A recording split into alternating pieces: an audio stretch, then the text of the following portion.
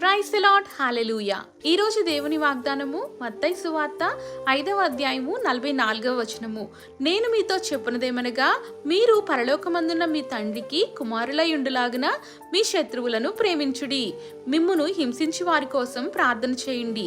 ఈ రోజు నీవు దేవుని కుమార్తెవని కుమారుడవని చెప్పుకుంటూ ఇంకా నీ జీవితంలో శత్రువుల్ని కలిగి ఉన్నావా? అయితే ఈ వాక్యం నీ కోసమే.